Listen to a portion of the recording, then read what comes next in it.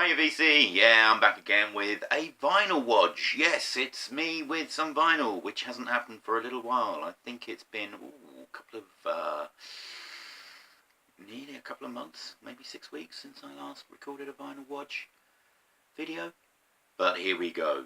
I know I've been mucking about with CDs, but I've enjoyed talking about the CDs. I mean, you can expect to hear more about CDs later. But today it's vinyl, so here we go. Now, the first one up is this one. So we've got the Bell Stars, released in, I think, 1981. Was it 81, 82? Somewhere around there. On Stiff. So this is, they were an all-girl band, multi-member band. They had lots of different instruments going on, you know, saxes and brass and guitars, drums and all the rest of it. I guess they're best well known for a couple of songs. The first one would be the Clapping Song, which was 369, The Goose Drank Wine, The Monkey Chewed Tobacco on the Streetcar Line. It's a song that I get popping into my head all the time. Now, I heard this when I was, I don't know, about 13. So 35 years later, or whatever it is, it still pops into my head every now and again. And I can live with that earworm. I can live with it. Because I really liked it. And the other song that there was sneaked in at number 10 was Sign of the Times, which is a cracking pop song. Really good song. But this album, it's okay. It's good when they stick to that kind of sound they had on the Clapping Song, and also their version of Iko Iko, which is kind of that kind of calypso rhythm sort of sound. There's a couple of other tracks on here that have the same sound, and I can't remember off the top of my head which ones. I think maybe Needle in a Haystack's one, but I might be wrong. Mockingbird, I think, comes to mind. But half the album is kind of a more, not so fun, it's kind of a bit more adult. But when they got it right, they were so much fun. So we've got half a decent album here. And I'm just happy to have it for Clapping Song, to be honest, so I can finally, when I get that earworm in my head, at least I can put myself out of my misery and listen to the thing. Right. Next up, yes, we're going this way. Right.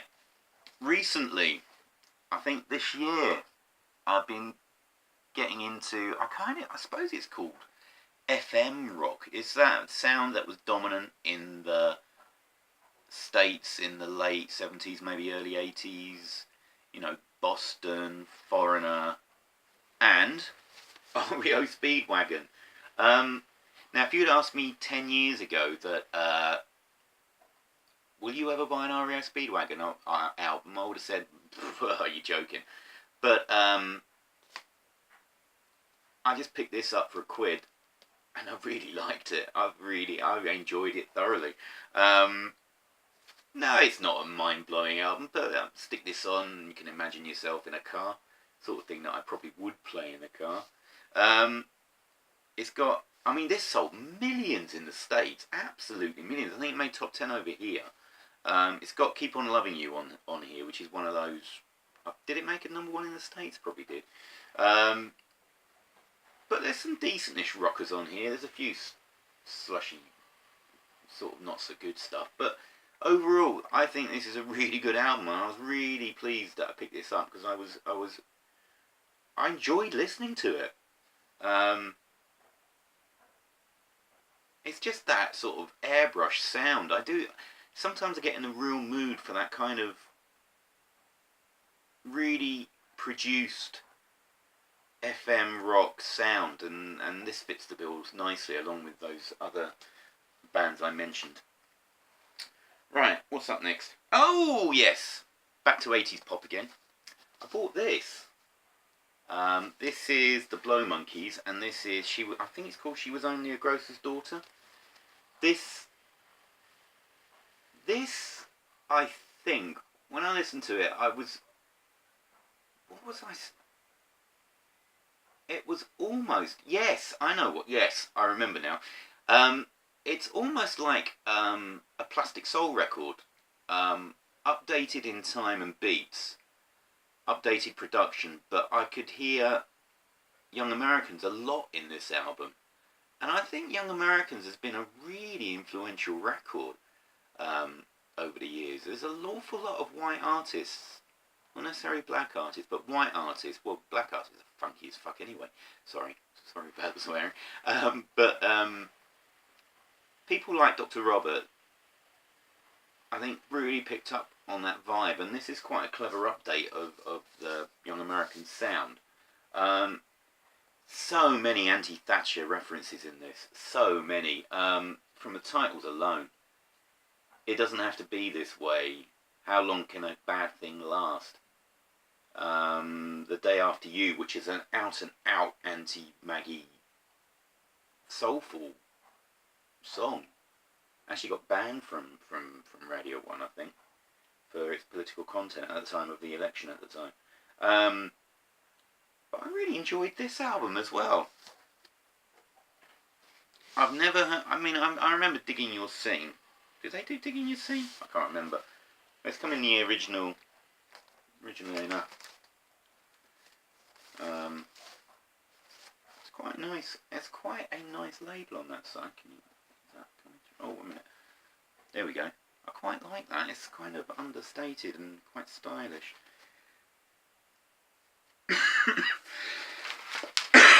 In fact, the whole record is quite stylish, really. And anybody who puts out an album without even the name of the band or the album, you know, they've got a, I don't know whether it's arrogance or a, I don't know, but it's quite a stylish record, contents and presentation wise. Right. Okay, what we got here? Oh, right. Okay. Now, I picked up a couple of records by the same musician, although he did this one with another guy. I picked up a couple of Justin Hayward albums. I've been getting into the Moodies. Pick those up whenever I see them for in a good nick and a decent price. I picked this one up. Now this is Justin Hayward and John Lodge. I don't know very much about the history of the Moody Blues, really. I read stuff on the net, but none of it sticks. And to be honest, it's not really that essential to listening to the records in their case. I'm not really that interested in the Moody story. I don't know whether that's a bad thing or not. But this is Blue Jays, and I really like this record. It's got a lovely gatefold cover. I mean, that is just a gorgeous cover. And then you got the two chaps himself. The man with the hairstyle that didn't change for about 40 years. In fact, even now he's still got the same kind of hairstyle. I don't know, that hairstyle just... This flick, it's just... Oh, dear. Anyway, beyond that, record is cool. It's on Threshold. Came with the original... Got a bit of a crease there. Came with the original insert with the lyrics, which is very nice. There we go. So, I mean, it's kind of... I read some reviews of this one, and it is... it's described as a romantic album. Now, that doesn't mean it's slushy. There's a couple of decentish kind of more rocky tracks. There is a lot of like ballads on it, but they kind of work. I think maybe the presence of John Lodge on here actually, and the fact that it was recorded in 75, well, it was released in 75, so it's much closer to the Moody's heyday. Obviously, he's still got it. He still had it when he released this with John Lodge. I would recommend this album. I think it's a really good album. And it sounds really good as well. Yeah, I would recommend that. I can't really say... I mean, I've only listened to it about once or twice. No, I've listened to it twice. So I can't really pick standout tracks at the moment. But it's a good solid album. I like this. Meanwhile, at the same time, I picked this up, which is Night Flights by Justin Hayward. Obviously, I think somebody just dumped a couple of Justin Hayward. Well, they ended up in the same shop at the same time. This is awful. He just seems to be floundering around. He's sort of. This was released in 1980 on Decca. Now, obviously, Threshold is folded or it's been packed up and put away. And he's really in search of a sound here. I mean, he can't rely on the Moody's thing, he feels, because who's going to buy that, I guess? That's what he thinks. You've got all kinds of stuff going on around him, and he seems like a man out of time on this album. And I think he kind of really increasingly became so during the 80s. Because he wasn't one of those that sort of came back, you know, like Steve Winwood or Eric Clapton during the 80s. They sort of had another period of success after sort of basically not doing a lot, not being very successful for a while. But this guy just didn't have it, and it's basically because the music sucked, to be honest. I can't find any redeeming feature about this album, to be honest. There's awful disco type songs, slushy ballads, maybe one or two sort of more rocky tracks are okay. I mean, I'm going to keep it because I keep everything I buy. Just as a reminder, I never get rid of records. I never do. I mean, there was a question, somebody did a contest with a question, name a record that you regret having sold. Well, I've never got any. I've never got rid of any. Or maybe one. And I sold a Genesis album, I think. I definitely don't regret selling that anyway. And it was Phil Collins' era, not Gabriel era. Otherwise I would have regretted it. Anyway, enough Collins bashing. Here's, yeah, not good. Not good. Right. One of my favourite bands of all time is Queen. And in the 80s, how should I do this? Yeah, let's do this first. Now, of their classic run of albums going up to probably, well, The Works, there was one record that I never got. And I don't know why I never got it. I always meant to, but I never got around to getting it. And it was this one. It was the Flash Gordon soundtrack. Oops, just knocked one over. And I don't know why I never got this. I guess because I thought, oh, it's a soundtrack album, it'll be sort of just... And I loved the film. I actually went to see this. I got my parents to take me to see this at the cinema. And I absolutely loved this film. I think when we got a video recorder, it was one of the first films that we taped off the TV. And I watched it over and over again. I absolutely loved that film. But I never got this. I had the greatest hits, which had obviously had Flash on it, the song Flash. But I never heard this until I got this. And I loved it. Absolutely loved it. It hangs together really well as an album, not just as a soundtrack album. Because what they've done is, I don't know whether they did this a lot then, but there's an awful lot of dialogue from the film. There's a lot of dialogue, actually.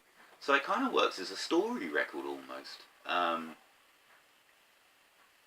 And the music really seems to describe what is happening in each scene. So along with the song titles, which is there, I'll let you read that for a minute. But along with the song titles, you get a real sense of what's going on at any point in the album.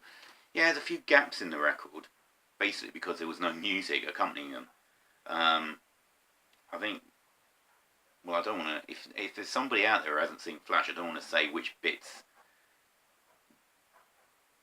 are missing because it kind of gives the ending away. But anyway, there's bits that didn't have any music with them that aren't on here, so it would have been nice to have a little bit of dialogue from those bits just slotted in, just to finish it off as a story record, because this works so well. I sort of side one, it obviously set the scene. Flash and Dale and Zarkov journey to Mingo. Is it Mingo? Anyway, Ming's planet, whatever it's called, I've forgotten. To try and save the Earth. Flash, we only have 24 hours to save the world, or whatever it is. But it's brilliant. But the second side, it is almost like a suite of songs. It doesn't really. It kind of merges and segues to different parts of the soundtrack. They haven't chopped it up into little bits, and it works so well. And I must admit, I was getting a little bit emotional listening to this because this was my dad's. Well, my dad had two favourite films. One was On the Waterfront, which he loved, and this one, and it was kind of taking me back to when we both absolutely loved this. So it's kind of a really quite an emotional listen, to be honest. Terrific record. I really loved this. I loved listening to it. I don't know how often I'll bring it out, but I loved this. Yeah, Flash. Right, and then I also got, because I saw that and I got that, and I thought, that means there's only two Queen albums that I don't have on vinyl. So one's Innuendo, because I'll get into why I never got these records at the time, even though I had everything else apart from Flash. And the other one was this one, Kind of Magic, which is also supposed to be a bit of a soundtrack album. So some of this was music to Highlander, with a couple of other tracks thrown onto it. And this album is the reason why I stopped listening to new Queen. I still listen to all the old stuff, or even Hot Space I still listen to every once in a while, James. And I bought One Vision on a single because I loved that, and that's on here. But then I heard the song Kind of Magic, and I saw this bloody video. This was played everywhere, and I got sick of it, and I got really tired of it. And actually, the song isn't half as bad as I remember it to be, mainly because I probably haven't heard it for a long, long time. But on top of A Kind of Magic, which I thought was a real disappointment, the song was a real disappointment, were the other singles off this, and they were not that. Friends Will Be Friends, which is just abysmal. It was awful. And Who Wants to Live Forever. Now, I know there's plenty of people, Queen fans, really like that song. I think it's rubbish. No, not rubbish, that's too strong. I really don't like it. It starts off with Brian May, a Brian May vocal, not his best vocal. He's sung better on other tracks. Then Freddie comes in, and it's kind of meandering along, and then all of a sudden you get this bombastic bit in the middle, and then it kind of fades out, and it's just, I really don't like it. I mean, I'm sure it's the reason that a lot of people actually do really like it is because of what happened later. You know, with Freddie and AIDS and dying and everything that happened. I get why people like it, because it can be seen as a sort of a reaction of Freddie to what he's diagnosed with. But I don't know whether this was actually written before the diagnosis or not. I don't know. Maybe it was. But I just don't like it as a song. I mean, it fits in with Highlander quite well, because they're immortal unless you get their heads cut off. So it fits in with that. But apart from One Vision and A Kind of Magic and the singles, the rest of the album is just so disappointing. 1 Year of Love is it's a real slushy ballad. and Freddie just telephones a vocal in. I'm sorry, but there's no feeling in it whatsoever. Pain is so close to pleasure is a kind of Motowny pastiche that doesn't work either. And then the last 3 tracks on side 2. Oh my god, what a mess. I mean, I think what they've done is they've cobbled together bits and pieces of music from the soundtrack and just put, it seems like they've just put things together, bits, to make songs, because Give Me the Prize is just a flat out mess. An absolute mess. It is all over the place. It's got heavy guitar on it. It sounds like it's going to be a good rocker, good Queen rocker, but it isn't. Then you've got Don't Lose Your Head, which is just schizophrenic for me. I mean, you've got different changes of pace. It's like Queen excelled at doing multi-part songs, but joining them together so seamlessly that it is of a piece. It's just one song. But this is just horrible. And then you've got Masters of the Universe, Princes of the Universe, which I remember hearing at the time, and I thought, well, what the heck's that? And so this just stopped me buying Queen records for the rest of the time they were around. Which is a shame, because I now have The Miracle, which I bought, I don't know if you've seen it, but I bought it a little while ago, and that's a really good record. I really rate that one. Really impressed by that one.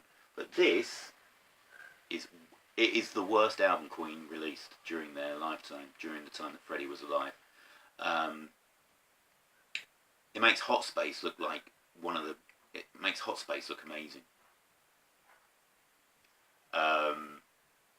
Yeah. So, I only got Innuendo left to get, and I'm actually quite looking forward to getting that, because I remember some of the songs off there, but in a kind of vague way. So I'm looking forward to actually hearing that. And I'm not even going to listen to that on Spotify or anything. I want to wait until I finally get a copy of vinyl and sit down and just listen to it properly. Right, so there we go, a vinyl Wodge. Kind of a mixed batch there. A couple of albums that are quite honestly stinkers, and some that are just brilliant. Flash. Oh, love it. Gordon's alive! I had to do that, sorry. It sounded nothing like Blind Blessed, but I had to do it. Anyway, so thanks for watching. I will try and get into more vinyl, dig out more vinyl, but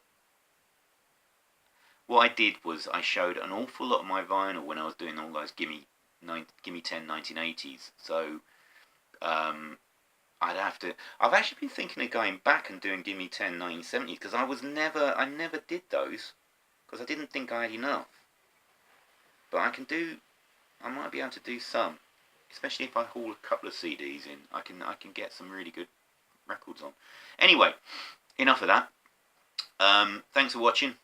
Thanks for subscribing. Thanks for sticking around in my, I haven't been releasing videos that much in the last 6 weeks, 2 months or so. But I will try and get on the case a little bit more, because I do enjoy doing these and wittering on about rubbish and giving my reviews. These took a little while to actually get down and talk about, because I actually wanted to listen to them. I'm going to take longer unless I get something that I'm so excited about that I can't control myself and I have to get it out there into the world. I'm going to take my time and listen to the stuff. Try and listen at least a couple of times to every album that I show. So there we go. Thanks, BC. See you later. Bye.